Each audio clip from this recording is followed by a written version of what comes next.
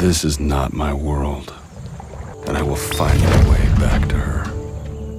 Alright, shift her. Wait. Whoa. What are you doing? The stories like this matter. And scan this QR code.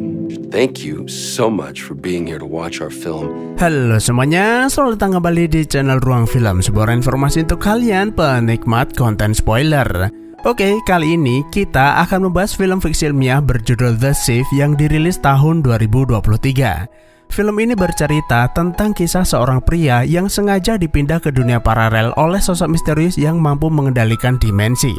Namun realitas di dunia paralel tentu saja berbeda dengan dunia asli, yang artinya segala yang pernah dimiliki sebelumnya tidak akan pernah ada yang membuat pria tersebut mencari cara bagaimana bisa kembali ke dunia asal. Jadi tanpa berlama-lama, mari kita langsung masuk aja ke pembahasan filmnya. This is not my world. Di awal film, terlihat seorang pria bernama Kevin berenang di tengah danau sambil berkata, "Ini bukan duniaku." Dan tak lama kemudian, Kevin tiba-tiba menghilang yang menunjukkan bahwa Kevin memiliki kemampuan pindah ke dunia paralel. Scene kemudian mundur ke 5 tahun sebelumnya. Malam itu, Kevin menghabiskan waktu di sebuah bar setelah dirinya dipecat dari perusahaannya karena bangkrut. Lalu muncul seorang wanita bernama Molly menghampirinya, kemudian menyebut bahwa Kevin adalah pria paling sengsara dan menyedihkan yang pernah ia lihat. Kevin tentu saja bingung dengan pernyataannya, apakah ada yang salah dengan penampilannya sehingga Molly berkata demikian. Molly berkata tidak, hanya saja ia tertarik dengan cerita di balik kesedihannya. Kevin lantas menyebut Molly punya selera aneh dan menyedihkan, tapi rupa-rupanya alasan Molly menghampiri Kevin karena ditantang teman-temannya. Apakah Molly bisa menggoda Kevin agar mau berkencan dengannya? Yang sebenarnya berbicara dengan lelaki asing menurutnya sangat beresiko. Karena bisa saja Kevin bukan pria baik-baik tapi seorang psikopat. Lalu Kevin memberitahu bahwa dirinya baru saja dipecat dari perusahaannya, yang menurutnya menjadi pengangguran akan jauh lebih buruk dari seorang psikopat. Itulah alasan kenapa ia ingin menghabiskan malam dengan minum-minum di tempat ini, yang sebenarnya Kevin sama sekali belum meminum minuman yang ia pesan. Lalu ia menawari apakah Molly ingin dirinya membelikan minuman. Tapi ternyata Molly tidak terbiasa minum ciu dan lebih senang minum teh hangat. Lalu Kevin berkata kalau ia tahu tempat minum teh terbaik sambil menghabiskan malam. Dan perkenalan yang berawal dari keisengan Molly tersebut malah menjadi awal hubungan romantis keduanya, kemudian berujung pada sebuah pernikahan. Hal ini menjadi bukti bahwa di setiap kesedihan yang kita alami pasti ada kebahagiaan menanti. Beberapa tahun setelah menikah, keduanya dikaruniai seorang anak laki-laki bernama Daniel yang sayangnya meninggal ketika berumur 3 tahun, yang mengakibatkan hubungan keduanya menjadi kurang harmonis dan sering bertengkar. Molly menjadi pecandu alkohol dan Kevin tidak bekerja dengan baik yang membuat dirinya dipecat dari pekerjaannya. Di tengah kemacetan, Kevin menelpon Molly karena ingin meminta maaf tentang pertengkaran pagi ini. Tapi Molly sudah melupakannya, lalu mengingatkan apakah Kevin sudah membayar tagihan bulanannya. Kevin tentu saja bingung dengan perkataannya karena ia tidak pernah berjanji akan membayar tagihannya. Namun belum selesai berbicara, sebuah mobil menghantamnya dengan keras dan membuatnya pingsan. You okay? Ketika sadar, ada seorang pria paruh baya menolong dan mengobati luka di dahinya. Hey, drink this. Kevin berterima kasih, kemudian bertanya siapa dirinya. Pria itu memperkenalkan diri kalau ia adalah The Benefactor atau sang dermawan. Kevin pun tertawa mendengarnya karena menganggap pria itu sedang membuat lelucon. Tapi sang dermawan serius, bahkan ia ingin menawarkan pekerjaan baru untuknya. Entah kebetulan atau bukan, tapi Kevin memang sedang butuh pekerjaan baru, lalu bertanya di mana mobilnya dan kemana perginya semua orang. Pria itu menjawab tidak ada kecelakaan di sini, karena kecelakaan itu memang tidak pernah terjadi. Kevin kemudian mencoba menghubungi Molly, akan tetapi nomor Molly tidak terdaftar. Bahkan Kevin tidak bisa menghubungi polisi untuk meminta bantuan. Lalu Kevin kembali bertanya siapa sebenarnya dirinya dan apa maunya. Sang dermawan hanya menjawab bahwa mereka sudah berkenalan dan bertemu puluhan kali, tapi di tempat dan dunia yang berbeda, yang artinya Kevin saat ini berada di dunia paralel. I'm hungry. Let's get some dinner. Sang dermawan kemudian mengajak Kevin makan malam di sebuah resto. Tapi anehnya, orang-orang di dalam resto tersebut terlihat tegang dan takut saat melihat sang dermawan masuk ke dalam. seolah dirinya itu adalah penguasa setempat. Seorang pelayan bernama Tina mempersilahkan mereka duduk, lalu sang dermawan memesan makanan. Setelah itu, Kevin kembali bertanya sebenarnya siapa dirinya, lalu menyebut kalau sang dermawan adalah seorang pembohong. I think the truth is that you're a liar. Pria itu hanya tertawa dan menyebut Kevin sok religius, karena Kevin yang ia kenal tidak sama seperti dirinya. Banyak orang memanggilnya dengan nama yang berbeda-beda, tapi ia biasa disebut dengan sang dermawan. Why don't we talk about your marriage? What about my marriage? Pria itu kemudian mengubah topik pembicaraan, kemudian bertanya soal pernikahannya. Pagi ini, ia mendengar Kevin bertengkar dengan istrinya soal pembayaran tagihan, lalu bertanya apa Kevin berjanji membayar tagihan tersebut. Kevin menjawab ia tidak pernah berjanji, bahkan tidak tahu menahu soal tagihan tersebut. Tapi anehnya, dari mana ia tahu soal telepon tagihan tersebut, padahal mereka itu baru saja bertemu. Sang dermawan berkata banyak dari pernikahan berakhir karena masalah sepele dan kesalahpahaman. Hal-hal seperti itulah yang melahirkan kekacauan dan peperangan di dunia. Jadi sebenarnya sang dermawan ini sedang mencoba mengilustrasikan bahwa alam semesta itu tidak hanya satu, di mana ada Kevin di dunia lain membuat pilihan yang berbeda dan pilihan tersebut melahirkan kenyataan dan kemungkinan tidak terbatas. Salah satu alasan kenapa Kevin tidak mengetahui soal tagihan itu karena istrinya yang ada di dunianya berasal dari realitas lain. Ia menukar istrinya dengan versi istrinya yang suaminya berjanji membayar tagihan tersebut. Sejauh ini, ia sudah menukar istrinya sebanyak 2 kali tanpa sepengetahuannya. Pertama kali ia menukarnya adalah ketika Kevin memberikan kalung liontin pada Molly sebagai tanda pengingat mendiang anaknya. Kevin pun ingat, perilaku Molly berubah sejak saat itu. Bahkan ia mengira Molly membuang kalung pemberiannya, yang ternyata Molly yang ia kira adalah istrinya bukanlah istrinya. Sang dermawan menyebut pertukaran ini dengan istilah shifting atau memindah, dan orang yang melakukannya disebut dengan shifter atau pemindah. Kevin tentu saja tidak percaya dan meminta sang dermawan membuktikannya. Stay. There's plenty of food here. Join us. Alright, shifter. Stay. Lalu ia memanggil Tina, mengotak-atik sebuah alat di tangannya, dan Tina pun menghilang dalam sekejap. Sang dermawan berkata ia baru saja memindah Tina ke dunia lain, suatu tempat di mana kedua orang tuanya tidak pernah bertemu atau jatuh cinta, yang artinya tidak ada Tina di dunia tersebut. Jadi bayangkan jika seseorang memiliki kekuatan memindahkan orang dari satu dunia ke dunia berikutnya, lalu menukar kehidupan orang itu dengan kembarannya di bumi dengan realitas alternatif, maka ia bisa menciptakan suatu dunia sesuai dengan keinginannya. Hanya saja, sang dermawan tidak bisa melakukannya sendirian karena ini adalah pekerjaan besar. Di setiap dunia paralel, ia punya seorang shifter, salah satunya adalah Kevin. Ada ribuan versi dirinya menempati pos strategis dan melakukan pekerjaan penting darinya. Jika Kevin mau menjadi salah satu shifternya, maka ia bisa menjadikannya seorang raja, memberi sesuatu yang mulia ataupun kehidupan terbaik. Bahkan ia bisa memberi versi Molly sesuai dengan keinginannya sebagai hadiah karena telah bekerja untuknya. I don't believe you. Akan tetapi, bukannya tertarik pada tawaran menggiurkan tersebut, Kevin malah memanjatkan doa. Ia menduga sang dermawan ini adalah iblis yang mampu mengendalikan dimensi dan mencoba membuat kekacauan di alam semesta. Sang dermawan pun menjadi marah dan mencoba mengintimidasi Kevin. Tapi Kevin terus memanjatkan doa, dan selesai berdoa, pria misterius itu lenyap menghilang entah kemana. I'm so sorry. Di luar, Kevin melihat polisi keamanan milik sang dermawan yang disebut dengan Lancer. Khawatir dirinya ditangkap, Kevin kabur dan scene maju ke 5 tahun berikutnya. This is not my world. Sejak saat itu, Kevin tidak pernah lagi bertemu dengan sang dermawan. Dan selama 5 tahun ini juga Kevin terjebak di realitas totaliter yang dipenuhi kekacauan, kebencian, dan peperangan, serta aktivitas antropogenik yang berdampak buruk pada lingkungan. Kemudian datanglah para shifter. Mereka bekerja secara rahasia, lalu menggunakan alat kecil yang disebut dengan deviator. Para shifter tersebut memindah politisi, pemuka agama, dan siapapun yang dianggap bermasalah ke dunia lain. Jutaan orang menghilang dan terciptalah ketenangan. Sampai akhirnya datanglah sang dermawan mengambil alih kepemimpinan, dan ia menciptakan dunia sesuai dengan citranya. Dunia tanpa harapan, tanpa iman, dan hanya ada kekosongan.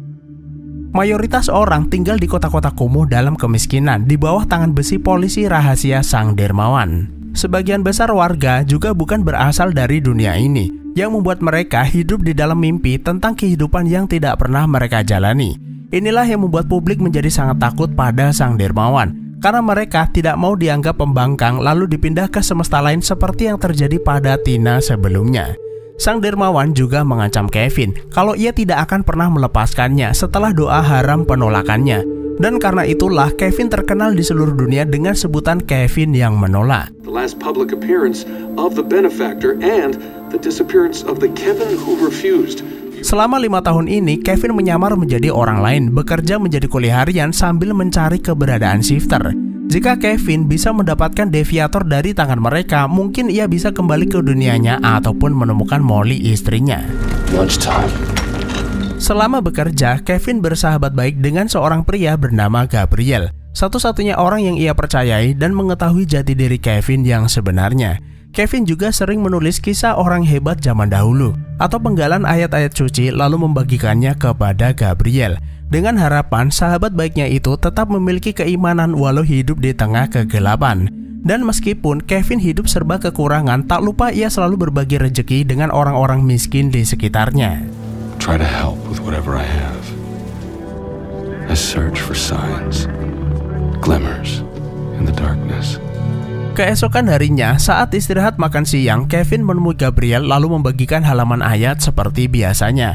Tapi tanpa sengaja, Gabriel keceplosan menyebut nama Kevin, lalu didengar seseorang yang ada di baliknya. Molly! Hari itu sepertinya bukan hari keberuntungan Kevin. Kevin diberhentikan dari pekerjaannya karena Pak Mandor melihatnya sakit-sakitan. Meski memohon karena Kevin butuh uang untuk makan, tapi Pak Mandor nggak peduli lalu memberinya sebiji matoa. Untungnya Gabriel mau berbagi roti setelah melihat Kevin begitu kelaparan. What do you think you're doing wrong? Lalu sahabatnya itu bertanya, apa yang membuat Kevin yakin akan menemukan istrinya di antara ribuan versi istrinya di dunia paralel. Kevin hanya meyakini jika dirinya sabar dan bertahan, pasti ada kesempatan menemukannya. Semua kekacauan yang ia alami adalah ujian dari Sang Pencipta. Lalu Gabriel menyarankan agar Kevin mengunjungi Vika Viewer. Tempat tersebut adalah sebuah teater dengan teknologi multifase yang menampilkan kehidupan seseorang dari semesta lain secara langsung. Dan di sana Kevin bisa melihat kehidupan istrinya dari berbagai versi. Kevin sebenarnya tidak menyukai tempat tersebut karena hanya akan mengingatkannya pada Molly. Tapi Gabriel memaksa, barangkali ia bisa mendapatkan suatu petunjuk di tempat tersebut. Well, actually, things have changed a bit. Sampai di sana, Kevin bertemu dengan pemilik teater bernama Russo. Kevin ingin mencoba Vika Viewer untuk melihat kehidupan kembaran istrinya dari dunia paralel. Yang perlu ia lakukan hanya menekan tombol untuk melihat satu kehidupan dan kehidupan berikutnya.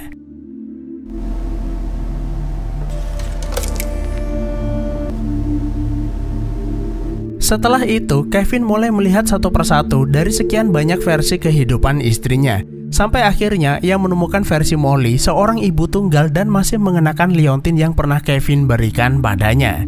Kevin tentu saja masih ingat perkataan Sang Dermawan yang menyebut ia menukar Molly beberapa waktu setelah Kevin memberi hadiah tersebut, yang artinya ia adalah Molly yang asli.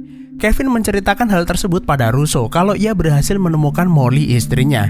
Tapi Russo tidak percaya karena Kevin tidak ada dalam bingkai kehidupan Molly tersebut. Lalu ia meminta Kevin menyudahi transmisinya dan menyarankan agar kembali ke tempat ini 2 hari berikutnya untuk membuktikan perkataannya.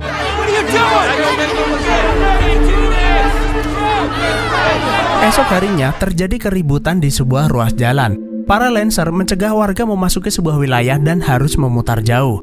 Bahkan mereka tak segan memindah seorang penerobos ke alam semesta lain, yang artinya ada shifter di antara para petugas tersebut. Keadaan semakin kacau. Seorang Lancer hendak menembak Kevin. Beruntung ada Gabriel datang lalu membawanya ke tempat persembunyian. Gabriel kembali mengingatkan, para shifter bekerja secara diam-diam dan ada di tengah-tengah masyarakat. Keberadaan mereka sulit diketahui, dan konon katanya wajah para shifter itu sama semua. Jadi ia harus berhati-hati karena bisa saja para shifter itu menangkap lalu memindahnya ke dunia lain. Malam itu, ketika Kevin belanja di supermarket, ia melihat seorang anak kecil berjalan sendirian di lorong. Kejadian itu mengingatkan Kevin akan anaknya Daniel yang tiba-tiba menghilang saat sedang berbelanja. Namun anak itu tiba-tiba muncul di samping ibunya, yang menduga anak kecil itu bukanlah anaknya yang asli, melainkan telah ditukar seorang shifter. Setelah apa yang ia alami selama 5 tahun ini, Kevin menduga anaknya menghilang karena ulah para shifter. Meski Daniel diberitakan meninggal dunia, tapi Kevin meyakini anaknya masih hidup di suatu tempat. Namun sejak hilangnya Daniel, Molly benar-benar kena mental dan berakhir menjadi seorang peminum. Di tengah dinginnya malam, Kevin mengais-ngais makanan di tumpukan sampah. Tanpa sengaja, seorang pria bernama Rajit melihatnya lalu menawarinya makan malam bersama keluarganya. Dan ternyata Rajit adalah orang yang mengetahui jati diri Kevin saat Gabriel tanpa sengaja menyebut namanya. Rajit juga mengetahui kalau tulisan yang sering diberikan kepada Gabriel adalah kutipan ayat suci. Rajit dan keluarganya adalah keluarga religius dan menolak apa yang dilakukan sang dermawan. What do you want? How can I help you? Tell them a story. Kevin kemudian menceritakan kisah Nabi Ayub alaihissalam. Nabi Ayub dikenal sebagai nabi yang sangat kaya, dihormati, namun suatu ketika ia diuji dengan diambil semua kekayaan bahkan keluarganya. Berkat kesabaran dan ketabahannya, sang pencipta mengembalikan semua kekayaan, kesehatan, serta keluarganya, bahkan jauh lebih melimpah daripada sebelumnya. Kevin menjadikan kisah tersebut sebagai teladan karena di balik suatu ujian maka akan datang kemudahan. Sesaat kemudian, stasiun TV nasional memberitakan bahwa sang dermawan telah kembali. Tujuan utamanya tak lain adalah pementasan rekrutmen seorang shifter, serta memastikan kelanjutan kedamaian selama beberapa tahun terakhir. Dan para warga diizinkan menyaksikan bagaimana sang dermawan melakukan rekrutmen tersebut. Setelah berpamitan, Kevin pergi ke teater yang ingin melihat kehidupan Molly kembali. Tapi Russo mengingatkan bahwa peluang bisa melihatnya untuk kedua kalinya adalah hal mustahil. Tapi ternyata perkataannya tersebut salah, karena Kevin berhasil menemukan Molly asli untuk kedua kalinya. Menurutnya ini adalah keajaiban sekaligus petunjuk. Lalu ia meminta Russo mencari koordinat lokasi di dunia mana ia berada. Russo berkata hal tersebut percuma, karena tanpa deviator Kevin tidak akan bisa pergi ke dunia tersebut. Lalu Kevin mengingatkan kalau sang dermawan akan kembali ke dunia ini. Dia akan mencari cara merebut deviator dari tangannya. Kevin, I need you to give me a gun. Setelah itu, Kevin menemui Gabriel, memintanya mencarikan senjata ilegal. Tanpa banyak bertanya, sahabatnya itu memberikan senjata miliknya yang selama ini ia simpan untuk berjaga-jaga. Namun Gabriel mengingatkan agar Kevin berhati-hati, karena ia tidak bisa begitu saja menembak seorang iblis. Esok paginya, Kevin mendatangi tempat di mana sang benefaktor melakukan rekrutmennya. Sebuah adegan yang sama persis dialaminya 5 tahun yang lalu. Saat para penjaga lengah, Kevin mencoba menerobos masuk. Tapi anehnya, Kevin malah masuk ke sebuah kamar kosong. Dan saat keluar, Kevin kembali ke tempat sebelumnya, seolah berada di 2 ruang dimensi yang berbeda. Keanehan ini tentu saja adalah ulah sang dermawan. Para Lancer kemudian menembakinya dan memaksa Kevin kembali ke kamar kosong sebelumnya. What do you want from me? Kevin tampaknya putus asa lalu berteriak apa yang sebenarnya diinginkan sang dermawan. Tak lama kemudian ia muncul di hadapannya lalu memunculkan Gabriel dengan deviator miliknya dan bertanya apakah pistol ini miliknya. Gabriel berkata tidak, bahkan ia tidak mengenali siapa Kevin di hadapannya. So you've never met Kevin before? No, I don't know Kevin. You're killing yourself to help people in a world that doesn't care about you. Lalu sang dermawan menyebut apa yang dilakukan Kevin selama 5 tahun ini adalah sia-sia. Dan untuk apa memberikan kutipan ayat-ayat suci itu pada Gabriel? Semua orang yang ada di dunia ini hanya memikirkan dirinya sendiri dan tidak peduli sebaik apa dirinya. Sebanyak apapun Kevin berdoa, dia yang maha penolong yang ia harapkan menjadi penolongnya tidak pernah ada sama sekali. You keep expecting him to show up. He's gone and he left you holding the bag. 5 tahun yang lalu saat ia berdoa menolak tawarannya menjadi shifter, sebenarnya Kevin sudah lulus dari godaan. Tapi sebanyak apapun ujian yang ia hadapi, Kevin tidak akan pernah cukup baik di matanya. Hingga saat ini, tawaran menjadi shifter masih berlaku untuknya. Sang dermawan berjanji akan memberikan apapun yang Kevin inginkan seperti kekayaan ataupun kesejahteraan. Tak lama kemudian terdengar suara orang mengetuk pintu. Kevin keluar lalu melihat para Lancer mengintegrasi Rajit kemudian menembaknya. Kevin buru-buru kembali ke kamar lalu meminta Gabriel menunduk, tapi sayangnya ia tewas terkena tembakan para Lancer. Dan ternyata Gabriel adalah seorang shifter. Kevin melihat alat deviator di tangannya, mengambil alat itu lalu memindahkan dirinya ke dunia lain berkali-kali. Sampai akhirnya ia berada di dunia di mana Tina berada. Terlihat Tina dibawa ke sebuah ruangan khusus yang tampaknya tempat ini adalah sebuah rumah sakit jiwa. Lalu muncul Gabriel versi dunia tersebut mengacungkan senjata ke arahnya, diikuti kemunculan Gabriel dari dunia lain mengejarnya. Kevin ingat perkataan Gabriel bahwa para shifter memiliki wajah yang sama. Mereka menyamar berada di sekitar masyarakat untuk mempermudah melakukan aksinya. Jadi bisa dibilang Gabriel selama ini diam-diam telah mengkhianatinya, mengamati kehidupan Kevin dan melaporkannya kepada sang dermawan.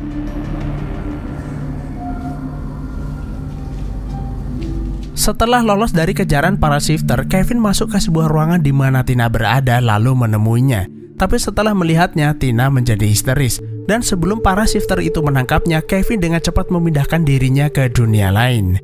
Kali ini ia berada di dunia di mana versi dirinya adalah seorang psikopat. This is my world! Daripada urusan bertambah panjang, Kevin berpindah dan akhirnya ia kembali ke dunia sebelumnya. Rajit yang sebelumnya tertembak ternyata masih hidup dan hendak dibawa ke rumah sakit. Tapi sialnya, seorang nenek-nenek melihat keberadaan Kevin lalu memberitahu para Lancer, dan terjadilah kejar-kejaran di antara mereka. Kevin kabur ke teater Russo lalu mencari dunia Molly, dan setelah menemukannya, Kevin meminta Russo melacak koordinatnya lalu berpindah ke dunia di mana Molly asli berada. Molly, it's me. Kevin, what are you doing? You were the one who ended things. Sampai di sana, Molly terkejut melihat Kevin tiba-tiba muncul di hadapannya. Ia bertanya bagaimana keadaannya dan kemana Kevin meninggalkannya selama ini. It wasn't me. It's fine. Tapi Molly sudah tidak mempermasalahkannya karena ia sudah move on dan bertemu pria lain. Bahkan ia berpikir bahwa Kevin juga menemukan wanita lain. Meski Molly masih mengenakan liontin pemberiannya, semua itu sudah tidak ada artinya. Karena Molly tidak ingin kembali ke masa lalu. Dan kalung itu hanya untuk mengingatkan ia bahwa mendiang anaknya selalu ada bersamanya. And that one day we will be together again. You really need to go. Dan beberapa saat kemudian, sang benefaktor menemukannya lalu membawanya kembali ke dunia sebelumnya. I give you away back to Molly. Sebenarnya, semua kejadian yang Kevin alami adalah bagian dari rancangan sang dermawan. Dimulai dari pertemuannya dengan Gabriel, bertemu dengan Russo di teater, hingga pertemuannya dengan Molly adalah skenarionya. Tapi ada satu hal penting, seseorang yang Kevin lawan sebenarnya bukanlah dirinya, melainkan dirinya sendiri. It's not me that you're fighting. It's yourself. Hi, Tina. Sang dermawan kemudian membawa Tina kembali, lalu mencoba memberinya pilihan. Apakah ia tetap akan mencari Molly yang telah melupakan kehidupan lamanya, atau Tina, gadis patah hati yang telah sekian lama berpisah dengan keluarganya? Selain itu, apa Kevin tidak menyadari bahwa ia selalu memberikan kesempatan padanya untuk memilih kehidupan yang lebih baik di saat apa yang ia percayai tidak memperdulikannya? Sang dermawan menyebut bahwa kepercayaannya adalah suatu kebohongan, tidak ada harapan dan kebaikan. Bahkan ketika dirinya mengacaukan alam semesta, tidak ada tindakan yang dilakukannya untuk menghentikannya. You're a liar. There is so much evil. There's also goodness. Lalu Kevin berkata bahwa di dunia yang dipenuhi kegelapan ini masih ada kebaikan di antara orang-orang yang ia temui. Rasa saling berbagi, cinta dan kasih sayang, ataupun keluarga yang saling memperdulikan satu sama lain. Harapan akan kebaikan itu masih ada meskipun sangat kecil dan tidak akan pernah bisa dipahami makhluk iblis seperti dirinya. Keyakinan akan Sang Pencipta selalu ada dalam dirinya yang hanya dimengerti mereka yang mengimaninya. Sang dermawan pun menjadi ketar-ketir bahwa usahanya menyesatkan manusia tidak berhasil. Lalu tak lama kemudian sang benefaktor lenyap menghilang entah kemana. Bersamaan dengan hal tersebut, Kevin pindah ke dunia lain dengan keadaan tanpa luka sedikit pun. Tempat di mana ia berada ternyata adalah kafe yang ia kunjungi beberapa jam setelah dirinya dipecat dari perusahaannya. Di meja, ia melihat seorang wanita yang gak lain adalah Molly dalam keadaan bersedih. Lalu Kevin menghampirinya dan berkata bahwa ia baru saja melihat seorang wanita paling sengsara dan menyedihkan. Molly tentu saja heran dengan perkataannya. Apakah ada yang salah dengan penampilannya sehingga Kevin berkata demikian? Kevin berkata kalau ia pernah mendengar kalimat itu dari seseorang yang ia kenal di suatu tempat. Adegan ini tentu saja merupakan kebalikan dari kejadian di awal film ketika Molly dan Kevin pertama kali berkenalan. Hanya saja Molly di dunia ini adalah seorang single parent, belum lama ditinggal suaminya dan memiliki satu anak gadis bernama Lucy. Kevin juga bercerita bahwa ia pernah punya seorang anak laki-laki bernama Daniel. Mendengar hal tersebut, kesedihan Molly membaik bahwa ternyata ia masih lebih beruntung memiliki Lucy. I buy you a drink. Tea. Dan perkenalan singkat itu pun berakhir pada sebuah pernikahan. Kevin kembali mendapatkan kebahagiaannya, mendapatkan Molly sekaligus Lucy seakan menjadi pengganti anak laki-lakinya. Beberapa tahun kemudian, keduanya dikaruniai seorang putra bernama Daniel. Dunia ini memang bukanlah dunianya, tapi ia menyebut dunia ini adalah rumahnya dan akhirnya film pun selesai. Film fiksi ilmiah dengan tema agama sebenarnya bukanlah hal yang baru. Selalu ada pesan di dalamnya seperti di film ini, yang mengajarkan bahwa ketika menghadapi sebuah ujian, iblis atau setan akan selalu menggoda kita, agar kita melakukan cara-cara instan untuk menyelesaikan masalah. Maka dari itu, film ini mencoba mengambil teladan dari kisah Nabi Ayub alaihissalam, bahwa seseorang dengan tingkat keimanan tinggi pun tidak lepas dari ujian berat. Namun kesabaran dan hati yang bersih akan mendatangkan kebaikan. Seandainya kita tidak bisa berbuat kebaikan atau menolong orang yang sedang kesusahan, setidaknya kita itu jangan melakukan sesuatu yang merugikan orang lain. Itulah alur film The Shift. Terima kasih udah menonton. Sehat selalu buat teman-teman dan sampai jumpa di dunia paralel berikutnya.